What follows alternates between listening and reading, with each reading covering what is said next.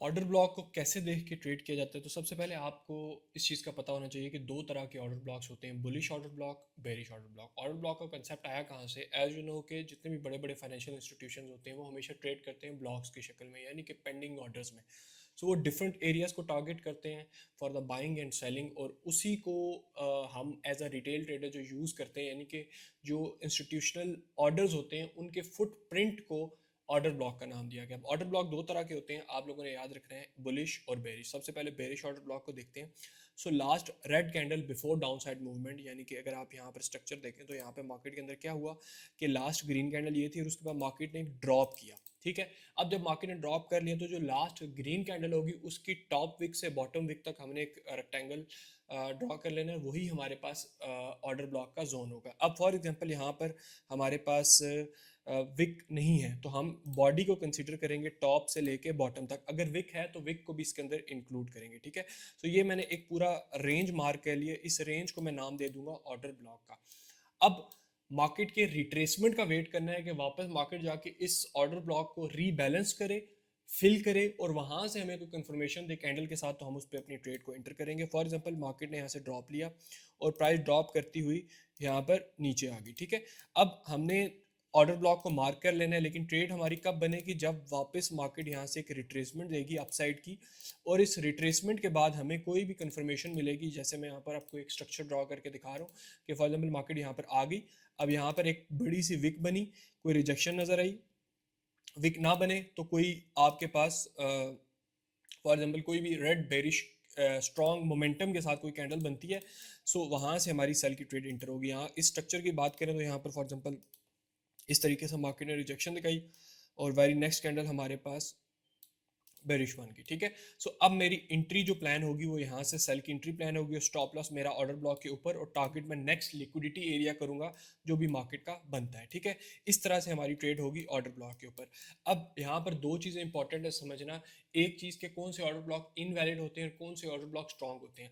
For example ये जो हमारे पास थर्ड कैंडल है, ये अगर इस तरीके से इसकी जो विक है वो ऊपर आ जाती है और वो मर्ज कर जाती फर्स्ट कैंडल को, तो इसका मतलब है ये ऑर्डर ब्लॉक इनवैलिड है। उसका रीज़न ये है कि ये यहाँ पर मिटिगेट हो चुका है, यानी कि फिल हो चुका है। अगर आप देखें तो ये फर्स्ट कैंडल जो ऑर्डर ब्लॉक कैंडल है उसके अंदर आ चुका है, तो इसका मतलब ये मिटिगेट हो गया, इसको आपने यूज़ नहीं करना। अगर इन केस फर्स्ट जो हमारे पास ऑर्डर ब्लॉक है उसकी भी विक है, अब यहाँ पे ध्यान से समझना है, अगर फॉर एग्जांपल इसकी भी विक है इस तरह से, तो ये इसका मतलब है ये ऑर्डर ब्लॉक मिटिगेट हो चुका है। क्यों? क्योंकि ये इस थर्ड कैंडल ने फर्स्ट कैंडल को आपस में टेस्ट किया, तो ओवरलैप की वजह से ऑर्डर ब्लॉक जो है वो मिटिगेट हो चुका है। तो इसके लिए लाजमी यह है कि जो हमारे पास बेरिश कैंडल के बाद जो ऑर्डर ब्लॉक के बाद जो हमारे पास कैंडल होगी उसके नेक्स्ट कैंडल जो है वो आपस में ओवरलैप ना कर रही हो। जैसे अभी ये देखें ये ऑर्डर ब्लॉक है, लेकिन अगर ये विक यहाँ पर नीचे आ जाती है तो इसका मतलब ये ऑर्डर ब्लॉक नहीं है, ये मिटिगेट हो चुका है।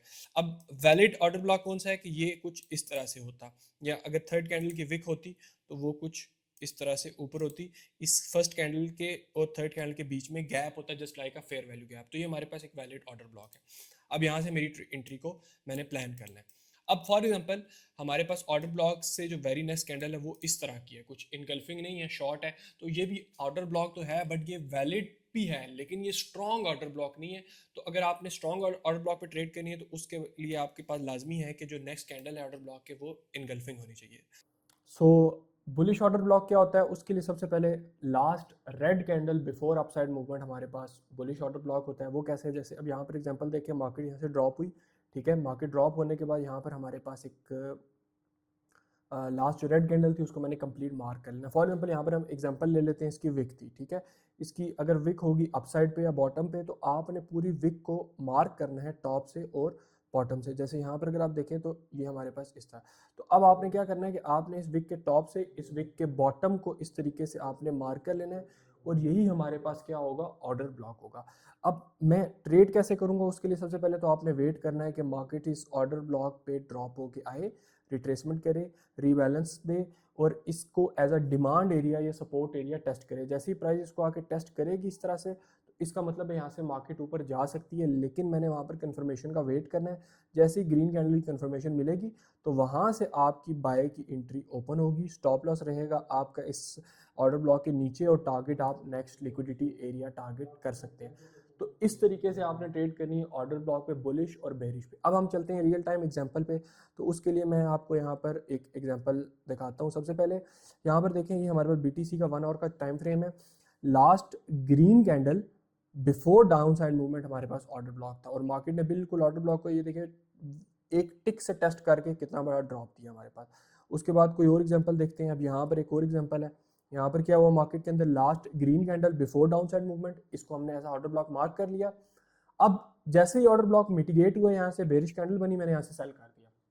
सेल करते ही मार्केट वापस ऊपर गई।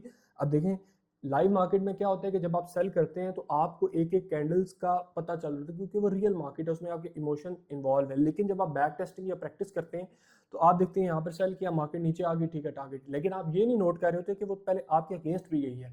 तो रियल टाइम में आपको इस चीज़ का जो है वो इमोशनली आपको इशू होता है। अब यहाँ पर अगर आप देखें तो यहाँ से मैंने सेल कर दिया, स्टॉप लॉस मेरा इस ऑर्डर ब्लॉक के ऊपर था और टारगेट ये सपोर्ट एरिया था जिसको आके मार्केट ने टेस्ट किया। इसके अलावा फॉरेक्स के कुछ पेयर देख लेते हैं, जैसे GBP JPY या गोल्ड के ऊपर आप देखें।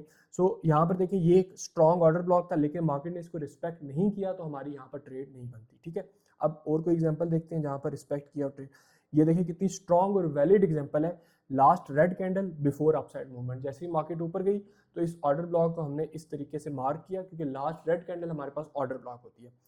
मार्केट ने वापस ड्रॉप किया एग्जैक्ट ऑर्डर ब्लॉक में। इस रेड कैंडल के अंदर कितने लोगों ने ये सोचा होगा कि यहाँ से मार्केट नीचे आएगी क्योंकि बहुत हाई मोमेंटम है, लेकिन फौरन से बुलिश कैंडल बनी, बाय की एंट्री ओपन की, स्टॉप लॉस इसके नीचे, और उसके बाद टारगेट जाके मार्केट ने लिक्विडिटी एरिया को हिट किया। अब आपने करना ये है कि इसी तरीके से प्रीवियस चार्ट्स पे जाना है।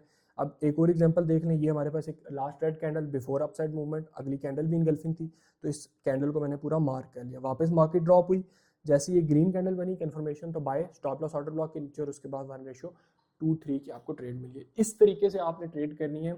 अब यहाँ पर 2-3 चीज़ें आपने माइंड में रखनी है कि अगर फेयर वैल्यू गैप और ऑर्डर ब्लॉक एक साथ आ रहे हैं तो वो एक मार्केट का स्ट्रॉन्ग और वैलिड डिमांड एरिया होगा एज कम्पेयर टू अगर खाली ऑर्डर ब्लॉक आ रहे हैं। और इसी तरीके से किसी जगह पे ऑर्डर ब्लॉक और फेयर वैल्यू गैप टॉप पे आ रहे हैं तो वो स्ट्रॉन्ग सप्लाई एरिया होगा एज कम्पेयर टू वहाँ पे खाली ऑर्डर ब्लॉक और फेयर वैल्यू गैप हो। तो इस तरीके से आपने बैक टेस्ट करना है और जाके किसी भी करेंसी पे किसी भी टाइम फ्रेम पे बैक टेस्ट करें। और इसके बाद हम नेक्स्ट टॉपिक पे आते हैं।